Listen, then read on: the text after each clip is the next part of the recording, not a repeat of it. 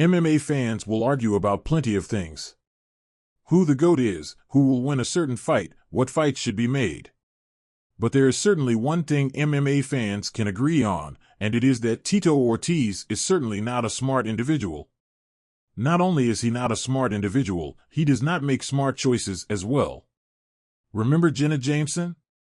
In this video, we will be showing you some of Tito's not-so-smart moments. The most difficult thing about making this video was limiting the video to just a few video clips. There are plenty of clips we could have added into the video, but we certainly hope you enjoy the absolute dumbest moments from one of the greatest wordsmiths the MMA and sporting world have ever come across. I'm far from old. I mean, I'm 34 years old, 34 years young. 34 years young.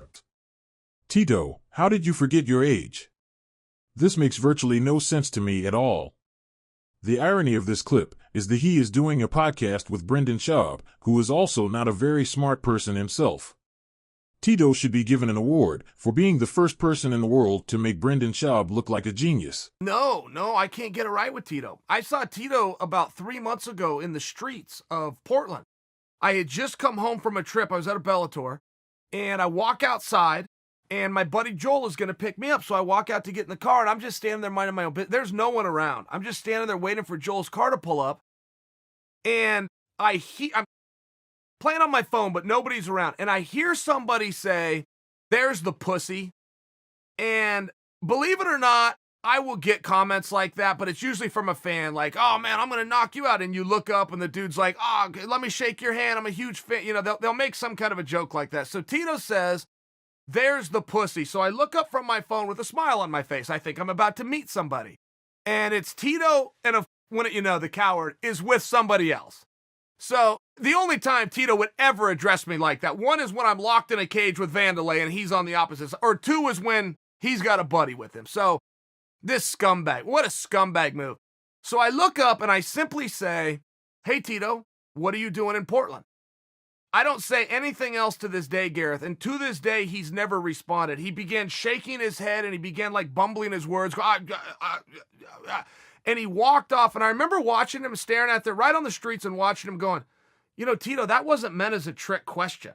Like, that wasn't meant to stump you. What are you doing in Portland seems like something you could respond to reasonably." But well, look at what we have here.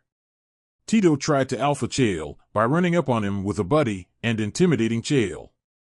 The legend that Chael Sonnen is, once again wins a verbal exchange with the Huntington Beach bad boy by simply asking this, "What are you doing in Portland, Tito?"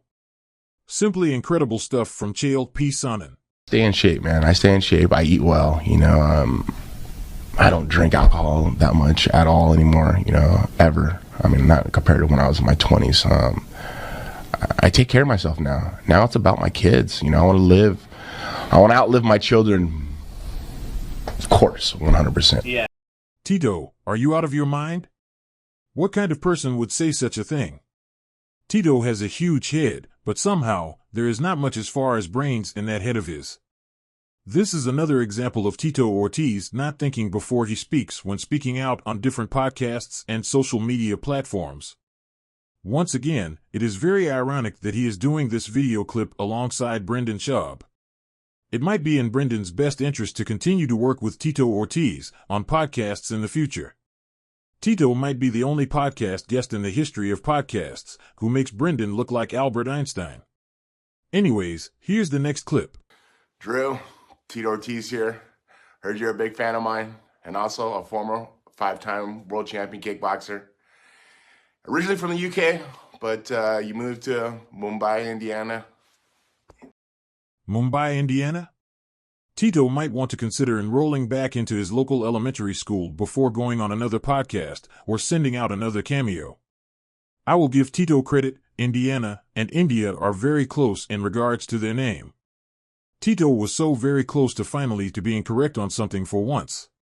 Close but no cigar, which is why that clip was added into this video. And I made a mistake. You know, I learned from our mistakes, and those things I learned from it, and the future is the future now, and the past is the past. You live and you learn? You live and you learn, and you forget, I hope. Well, Tito, thanks for... I have no idea what Tito is talking about here. What's the point of learning if you hope to forget what you just learned? For example, if finally learned how to avoid Chuck Liddell's right hand, why would you hope to forget how to avoid it? It just makes no sense, but that's what we have with Tito Ortiz. He did, and he talked about the lion, king of the jungle, this huge lion with a big giant mane in this hot, smothering weather in Africa. And the little small lions come up, kind of poke at him, bite on his ear, bite on his neck. The lioness comes over and bugs him. Then you got the jackals and the rest of the wilderness looking and seeing this lion's on that mountaintop. And they come over and bother him. The jackals laugh at him. The hyenas laugh at him, nip at his toes. They eat all of his food. And they sit back. And they got jackals like this who think it's a comedy. Until one day he gets sick of it and he attacks and he shows to these people who the fucking king of the jungle is. And this little hyena, I'm gonna eat right through him. And we'll see on Saturday night. You know what? It's good because it fuels me. It's fueled me over the last 14 weeks. And it's great to see because you hear that snoring nose? That's a snoring nose you're gonna hear in the second round of the fight. That's good. That was good. That was good work by you. I gave you a good setup. Yeah, you're a good comedian, man. That's about it. You're a good actor. That's about it. Just here to help. I'm a fighter. You're an actor. You're on the fucking Apprentice because of me. You're the bad guy because of me. You try to talk because of me. You've never won a world title. Who's the last champion you've ever beat? Who's the last legend, as you say, you've ever beat? You call yourself a legend? What have you done legendary besides talk? Buddy, on Saturday night, those little blue eyes are going to be sparkling even more, man. Just wait and watch. Just wait and watch. You've dug your grave, man. You have dug your grave. The F word, that wasn't classy. I don't care, man. No, I don't care. You've ruffled my feathers way too much, partner. You talk about my ex, man. You say shit like that. You're classy. Tito. Come on. 4-letter words. Come on, Mr. Class. Classy. You ready to go, Tito? Yeah. I've been ready to go for the last week. Now, though? Yes, like now. But you know what? I'm cool. I'm professional. I've been doing this for 20 years. Classy. I'll step back and I'll wait until Saturday. I'm okay. I care for everyone. This may be a lie, so just let them go and sleep. Tell another jackal story about Christopher Walken and a mane and a lion that you beat for back in the day. Fucking joking. Hey, Clancy.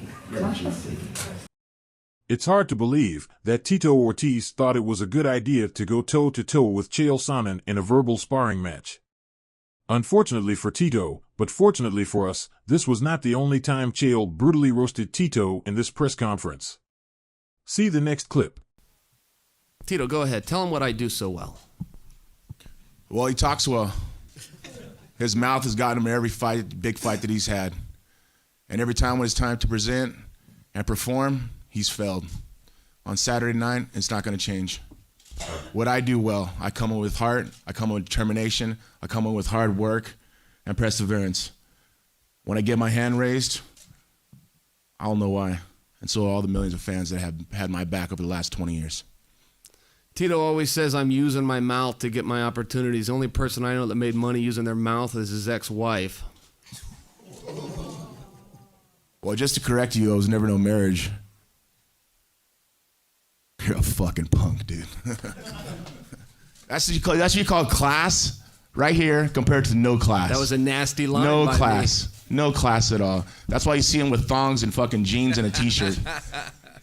No class. They don't call you the bad guy for nothing. A bad girl. Tito certainly walked right into this insult. This insult was an absolute layup for Chael Sonnen. Tito should have been prepared for this press conference and anticipated his ex-wife was going to be brought up. But we all know that Tito is not the smartest guy ever. Speaking of Chael Sonnen, we have one more clip for you to enjoy. Thank you so much for watching this video, and be sure to give us a like. Comments boost the algorithm.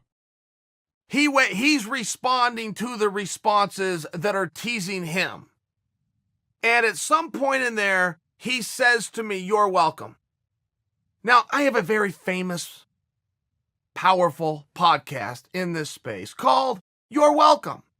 So he was attempting to use a ploy here. use a pun, and throw the term back. I get it. Very simple. The problem is, you're welcome is hyphenated for the two words of you are.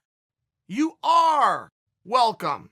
Tito types it out, Y-O-U-R. Welcome. No big deal. Could happen to anybody, right? Sure. So of course everybody's got to correct him. You know how the grammar police are on social media. So they're correcting him. Pick one person to talk about your topic in this space. You pick me. I did it on my own. They didn't have to send me a bottle of wine like all these other promotions do. They didn't have to send me a gift basket. They didn't have to send me gift cards to my favorite restaurant like everybody else does. You could just tell me thank you.